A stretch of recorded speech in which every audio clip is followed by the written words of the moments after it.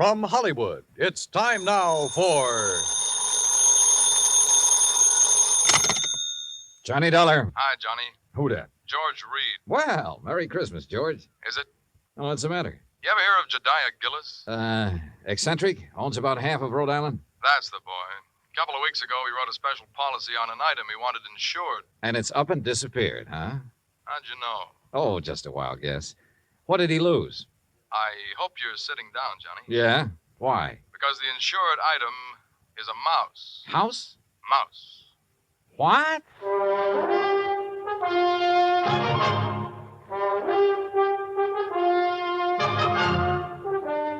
Bob Bailey in the exciting adventures of the man with the action-packed expense account.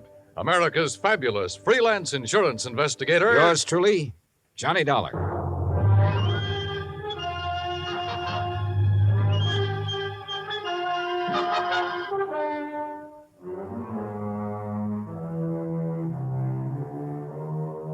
Expense account submitted by Special Investigator Johnny Dollar to Floyd's of England, American Branch Office, 443 North 15th Street, Hartford, Connecticut. The following is an account of expenses incurred during my investigation of the missing mouse matter. Expense account item 1, 85 cents. Taxi from my apartment to George Reed's office.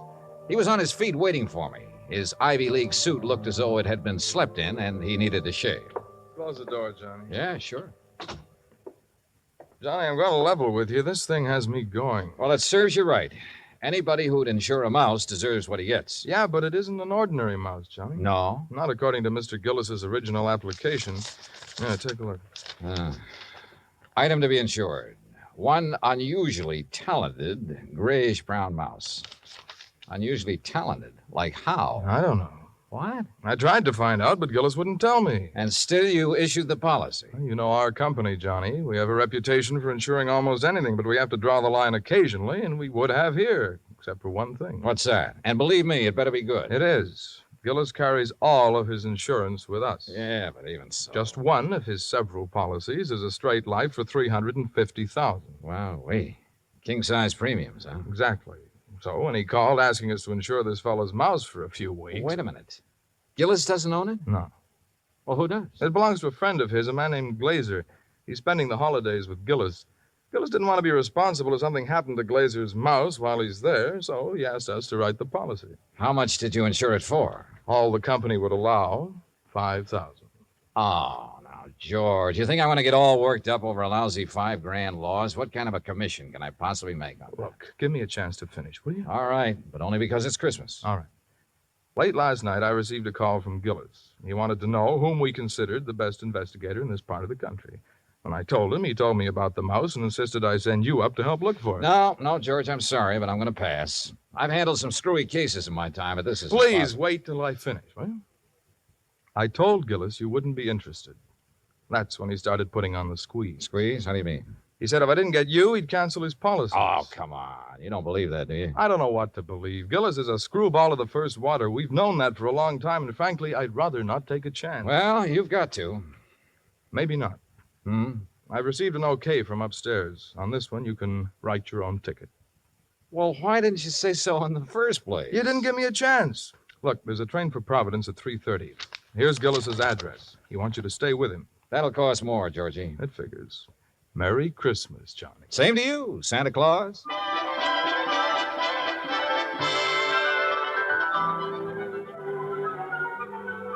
Expense account item 2, 85 cents. Cab fare back to my apartment. I was intrigued by what George had told me and by what his company was going to add to my bank account, so I didn't really mind changing my plans for the holidays. Expense account item 3, $18.90. Transportation, including a round-trip ticket, Hartford to Providence, and cab fare out to the Gillis residence. Palace would be a better word for it. It stood in the middle of a large wooded park. Must have been half a dozen acres, all of it surrounded by an old-fashioned iron fence. I dismissed the cab and had started toward the front door when it opened. And standing against the light, watching me, was a tall, beautiful girl. Careful of the steps. What? The steps, they're icy. Oh, thanks. We've been expecting you, Mr. Dollar. Hi. Well, hi. Mr. Glazer and Father are in the library. Would you like to meet him now or wait till after you're settled? I'm afraid I'd better see them right away, Miss Gillis. Marion, Johnny. Well, come along. You know, for the first time, I'm glad I came home for the holidays. Home from where? New York. Here we are. You'll have to come visit me, Johnny. Maybe I'll do something drastic, like losing a mouse to guarantee it. Marion, I told you to keep that door closed. Oh, Mr. Dollar's here, Father. Oh, well, have him come in. Yes, by all means, have him come in. See you later, Johnny. Yeah. Well, Dollar, glad you finally got here. Yes, indeed. Thank you, sir. This is my friend and associate, Bert Glazer. Hiya, Mr. Glazer. Bertie and his pals, Mr. Dollar. Beg pardon? My dog act. You investigators are supposed to have good memories. I hoped you might have caught us at some time or other. No, afraid not. Oh, would you like to have a drink, Mr. Dollar? No, thanks. Now, suppose I got anything you want to drink. I got an eggnog, hot buttered rum. Well, maybe later. Right now, I'd like to hear the details of your loss. You mean that insurance agent didn't give you all the information? He didn't know it all, Mr. Gillis. All he did know was that a so-called talented mouse So-called? has disappeared. So-called. And he hasn't disappeared either, not at all. He's been kidnapped, that's what. Kidnapped, yes, sir, and we know who did it, too. And why? We know why, too. And it's your job to get him back, Dollar. Oh, now, wait a minute. And I'm not going to pay 1 red cent for ransom. Not 1 cent. Not 1 cent. Okay. But what makes you so sure the mouse was kidnapped? Well, I'm afraid I can't tell you that without Bert's permission. Well, Mr. Glazer? Well, if we tell you, we must have your solemn promise you won't repeat it to anybody until Christmas Day. Well, I'm not sure I can do that. If you can't, we don't open our mouths. Right. Well, Okay, till Christmas Day. good. Dollar, suppose I told you Gulliver was worth at least $50,000. Gulliver? The missing mouse. Oh, You'd be surprised if I said he was worth that much? depends. You claim he's talented. Does that have something to do with this valuation you put on him? Something. Oh, it has everything to do with it. Yes, sir. Well, what does Gulliver do that other mice can't? Nothing. But it's how he does it that counts. How he does what? Sings. What? Can't you hear the man, Miss Della? Can't you hear him? Gulliver sings. He carries a tune. You know. With the clarity of a clarion, the fervor of a female opera star, and the tone of a tenor. That's how we plan to bill him. I see. But he doesn't believe us. Oh, no, wait. I didn't say that. There's no need to. We can tell by your face. Can't we, Bert? But a mouse. Mr. Dollar, it is a scientific fact that mice sing. Mice sing. Well-known magazines have published articles proving it. Unfortunately, most of them sing in a scale too high for human hearing. But not Gulliver. Well, not Gulliver. Yeah, that's right. He's a basso. A basso. By mousy standards, that is. Oh, no. No, Bert, he still doesn't believe us. Very well, Jedediah, there is only one thing to There's do. only one thing to do. You follow us, Dollar. We'll erase the doubt in your mind forever. I took a good look at Bert Glazer, then reluctantly followed the two of them out of the library and down a long hall. At the moment, this thing had all the earmarks of a good old-fashioned con game. Or better still, a benefit on behalf of Bert Glazer with Josiah Gillis and Floyd's of England as the sole cash contributors.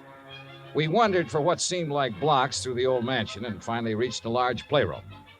On top of one of the billiard tables was a small brass cage. In it were 2 small grayish-brown mice. Glazer opened the cage and let them out. Mr. Dollar, allow me to present Hecuba and Esmeralda. Oh, how do you do? I suppose they sing, too. Oh, they certainly do. But not nearly as well as Gulliver. Just don't have the instrument, you know. Instrument? The voice, Dollar, the voice, the vocal cords. Oh, yeah, I see. But, now, where did you keep Gulliver? In here with the others. Bert didn't want to separate them. That's right. I originally started to make the 3 of them into a singing, trio, like the Andrews sisters. But Gulliver advanced so rapidly, I decided he should be a soloist. Oh, sure. You aren't afraid of mice, Mr. Dollar? No. No, well, that's fine. They sense it if you are, you know. It upsets them. Upsets them. All right, now, Hecuba, move over a bit. Give Esmeralda some room. That's it. Now, up on your haunches. Up, Esmeralda. There we are. Now, what would you like to hear, Mr. Dollar? Oh, anything at all? Oh, Bert, how about my favorite, huh? Over the Waves. Good. Yeah, you got it, Esmeralda? Over the waves. That's it, Hecuba. All ready then? Good. That'll be fine. Ready now? 1, 2, 3. 1, 2, 3. Oh, that's it. Oh, beautiful, Esmeralda. Beautiful. Yeah.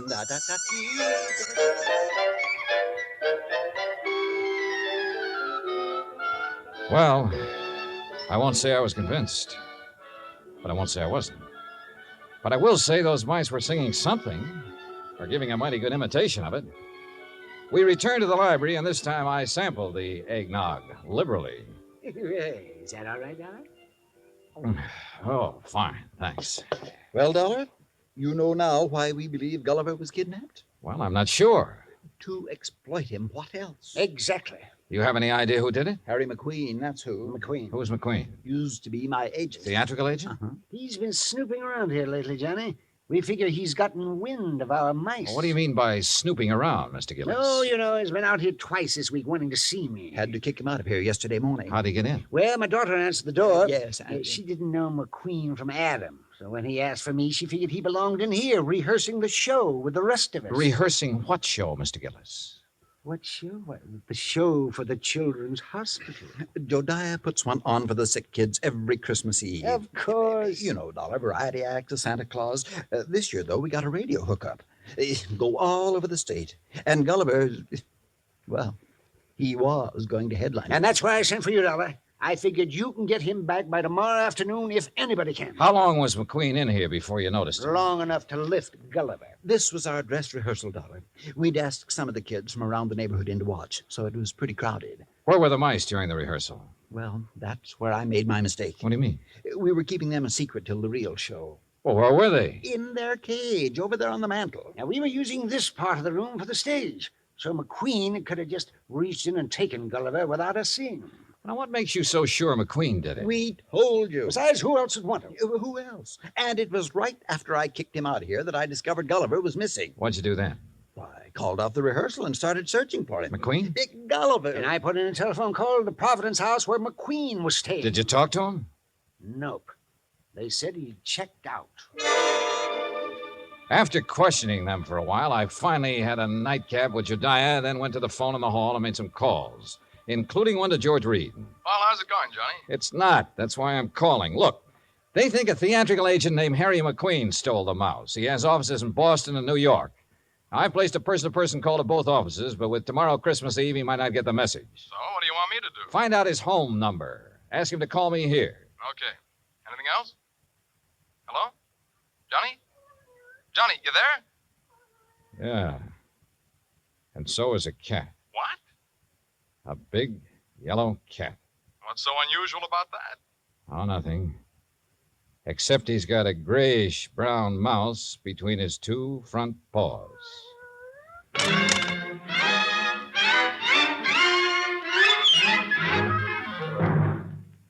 Act 2 of yours truly, Johnny Dollar, in just a moment. You can't buy happiness by the pound or the yard, but you can have it by the hour with no strings attached every Monday through Friday evening and each Saturday in the daytime when the Robert Q. Lewis Show is on the air. Join him and his fun-loving gang 5 nights a week and Saturdays in the daytime on most of these same stations. Now, Act 2 of yours truly, Johnny Dollar, and the Missing Mouse Matter.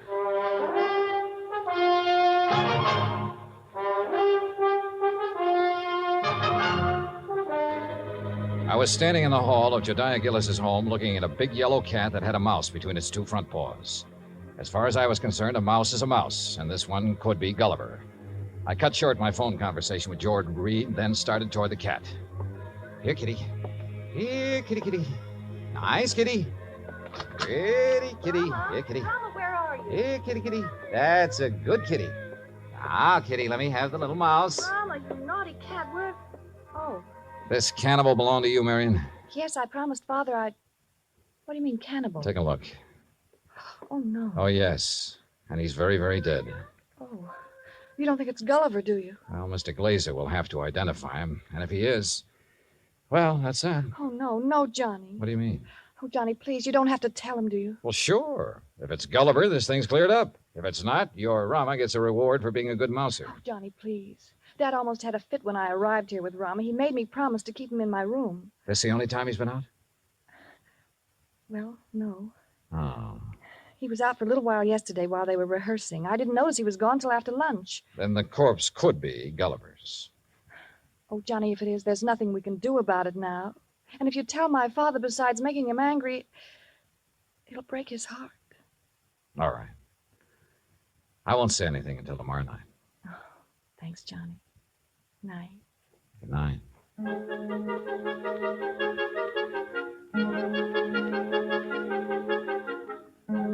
Christmas Eve morning came cold, crisp, and clear.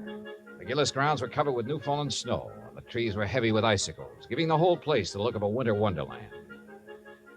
I dressed and went down to join Gillis and Bert Glazer at breakfast.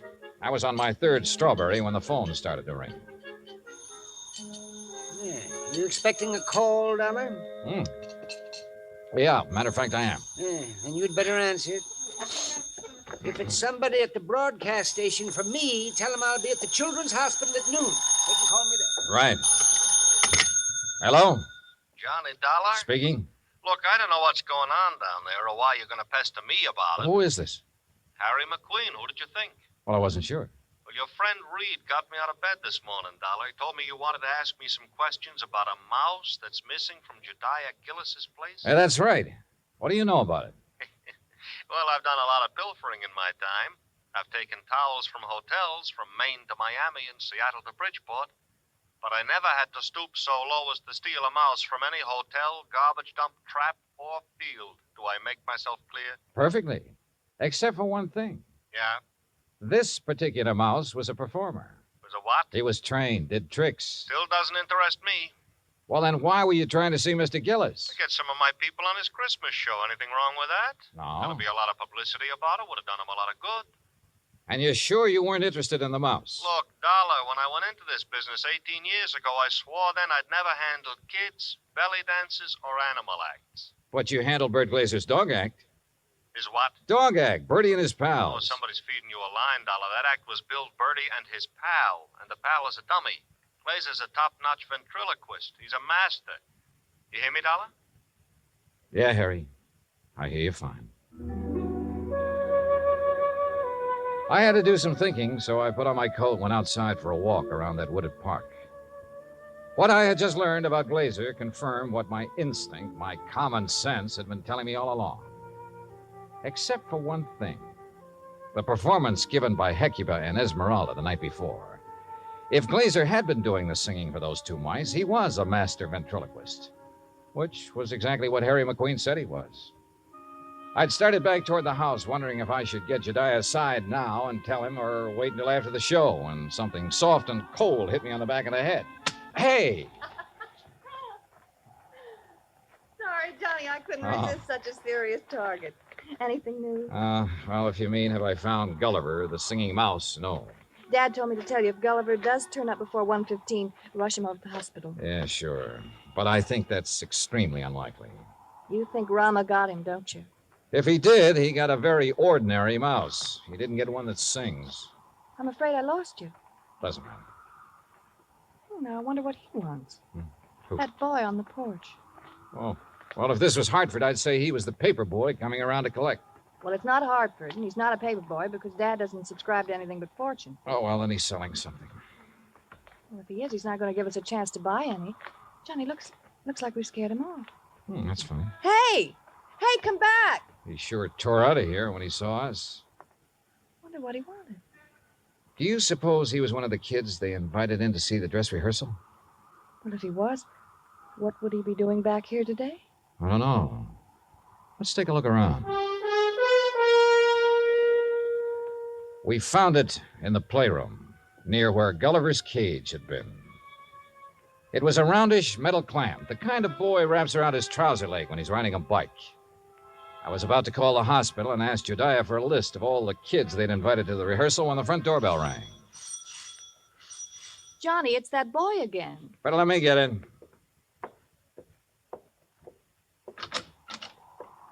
Hi. Hi. I was over here to see the show the other day. Oh? Yeah.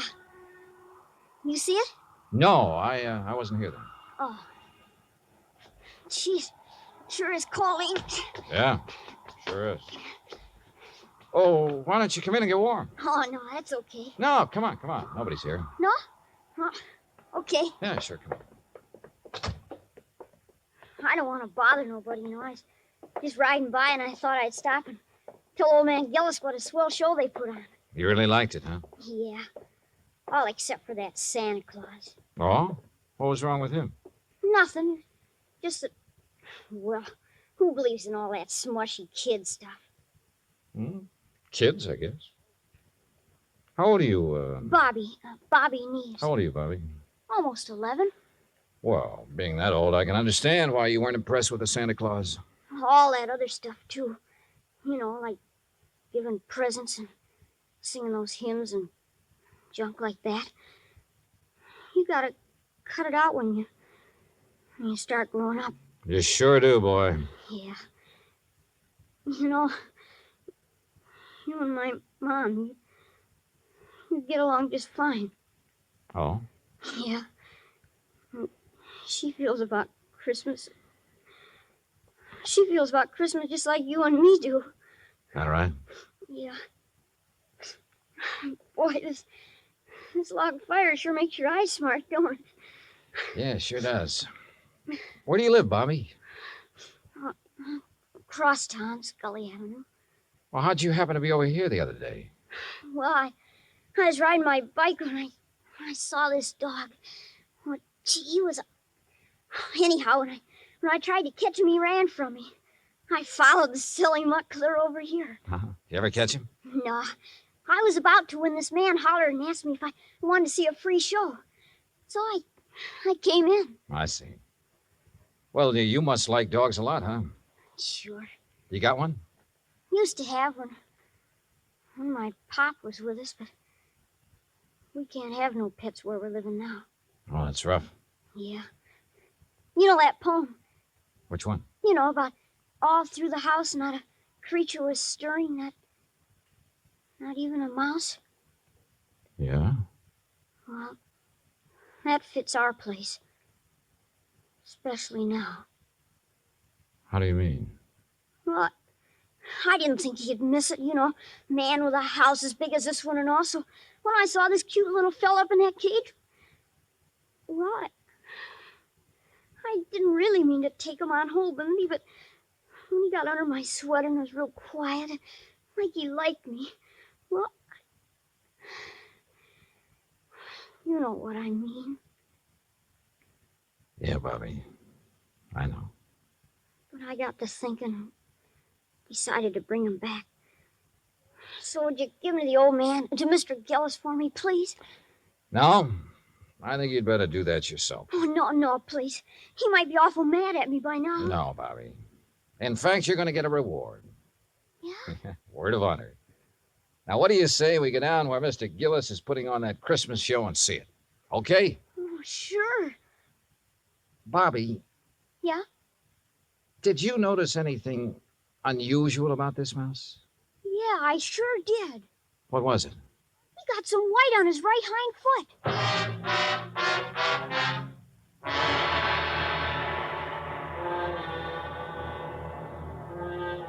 Expense account item 4, $1.60. Cab fare from the Gillis residence to the Children's Hospital for Marion, Bobby, and myself.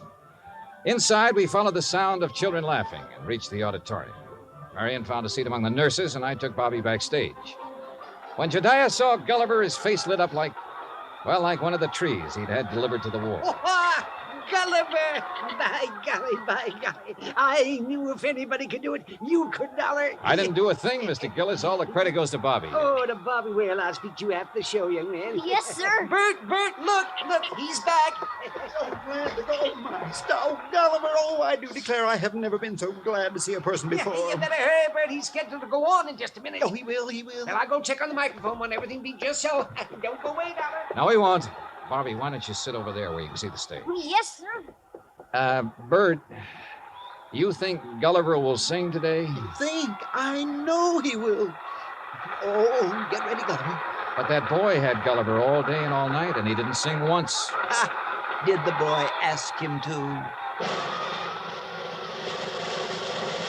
Ladies and gentlemen, boys and girls, for the first time in the world, one of the wonders of the world, Gulliver, the Singing Mouse. Hey, Mr. Dollar, can that mouse really sing? That is what we're going to find out, Bobby. Exciting, isn't it, Dollar? Sure is, Mr. Gillis. All right, thank you, folks. Thank you. Thank you. And now for Gulliver's first number, he'd like to sing with... what's that, Gulliver? I see. Uh-huh. He's going to sing Jingle Bells. But he wants me to get off stage so everybody will know it's really him doing it and not me. Thank you. Is he all right, Bert? Oh, fine, fine. Just feeling his out. Well, why doesn't he start? He's going to. Listen.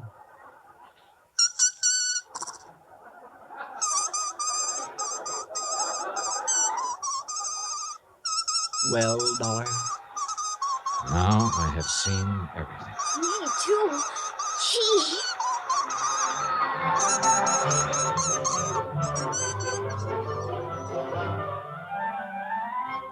Bert Glazer had a logical answer for having lied about his old vaudeville act.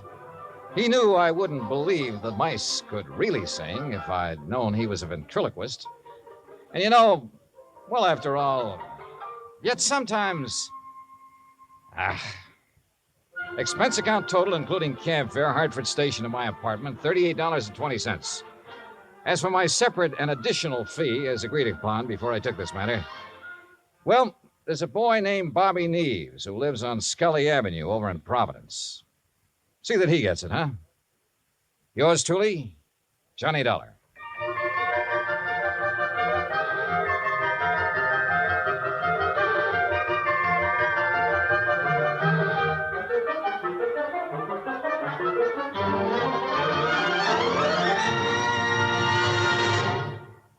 Our star will tell you about next week's story in just a moment. Meantime... Hey, Dan, I'll make a deal with you. Oh? Let me have the mic for a second, then you can tell them about next week's story. By all means, be my guest. All right. I just don't want to pass up a chance to do two things. First, well, Pam and Eric and Fran, Mr. and Mrs. Froelich, Helen, Will, Scotty, all the rest of you nice people who've written in to tell us how much you like the program. Thanks. I really appreciate hearing from you, and believe me, I'll answer your letters just as quickly as I can. Second, well, I'm sure you know what this is, and I want you to know it comes from the heart. Merry Christmas to you. God bless you. Now, next week. Next week, the case of a prize fighter who could win only by losing because his life depended on it. Right. Join us, won't you? Yours truly, Johnny Dollar. Yours truly, Johnny Dollar, starring Bob Bailey, originates in Hollywood. It is written by Charles B. Smith and produced and directed by Jack Johnstone. Heard in our cast were Mary Jane Croft, Howard McNear, Parley Bear, G. Stanley Jones, Bill James, Lawrence Dobkin, and Richard Beals. Musical supervision is by Amerigo Marino. Be sure to join us next week, same time and station, for another exciting story of yours truly, Johnny Dollar. Dan Cubberly speaking.